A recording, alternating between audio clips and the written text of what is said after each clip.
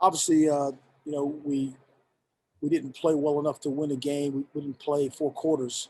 Thought we started a little slow, started sluggish, and they made some plays and executed. They extended drives and kept us in second and long on several situations. So, the second half we played much better, got after it defensively, created some situations for us with trying to create short fields for them to drive. But like I said, they executed. We did not. And, they deserve the credit because they prepared and they out-executed us in every facet just about. But, it's, after having played the last game against these guys in November 2019 and the first game, here today, there's improvement for us to have. But we'll get better and we'll continue to keep growing this team to be a team that can be competitive.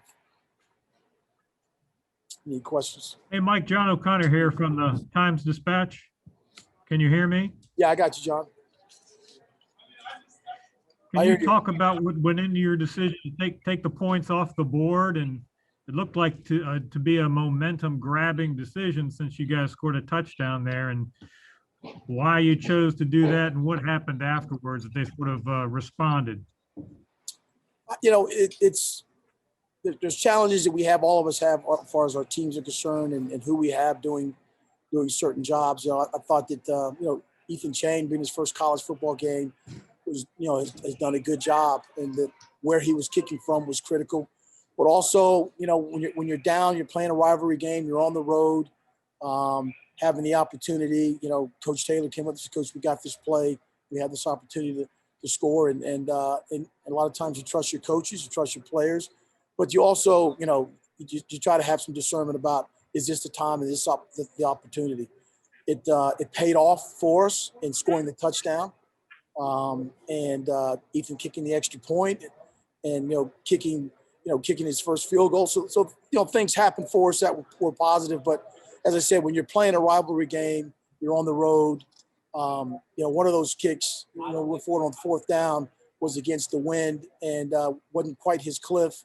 So we went forward there. So again, you call the plays, call what you think is best for the team, we can execute, and that's what we did today. And obviously, we didn't do enough to score enough points or do enough to keep them from scoring the points that they needed to win the game. Thank you, Mike. Thank you. Mike, you were without Evers and Francois today, is that right? Yeah, there were a couple players that we're not able to have because of various issues. But it's the next man up mentality when you're dealing with the pandemic, when you're dealing with the process and the protocols of getting ready for a game. And we were without them, today, and hopefully they'll be back with us to get ready to move on and play James Madison.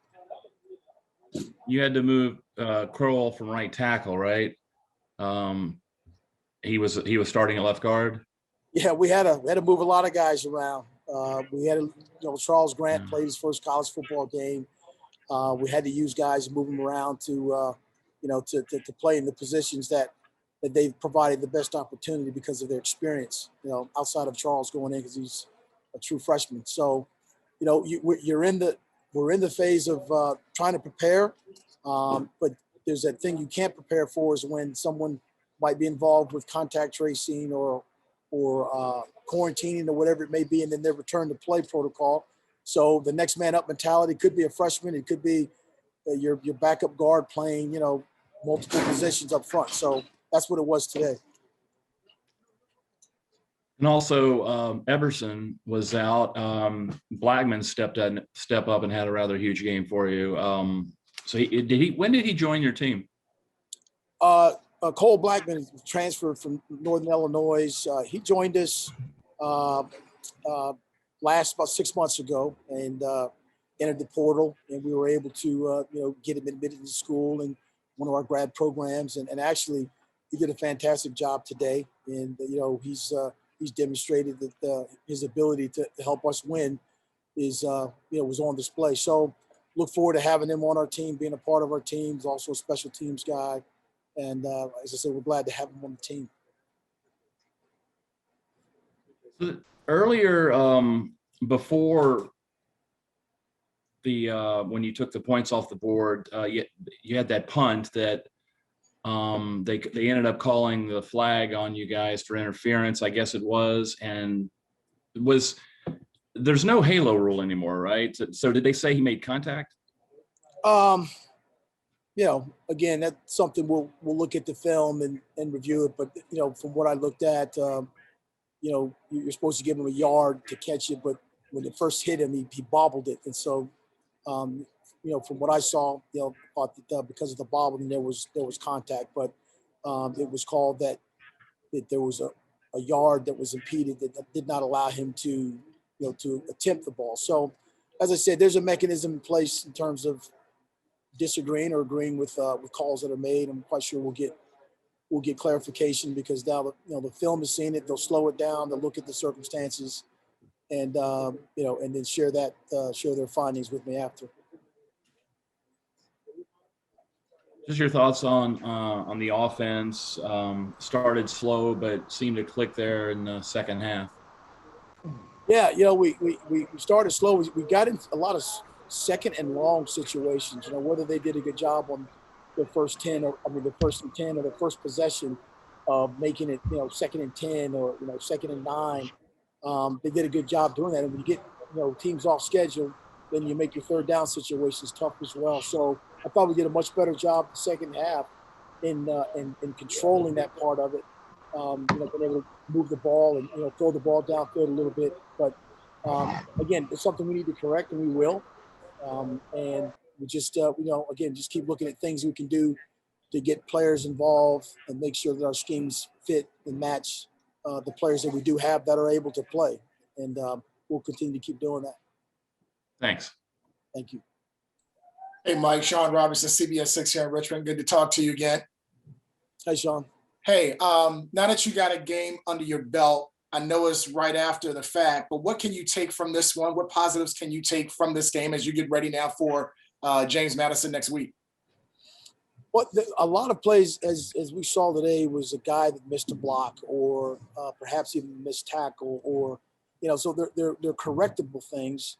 And those are the things that we shared with the players. Those are the things that the players, at the end of this spoke up about themselves, so we have to coach better. I have to do better.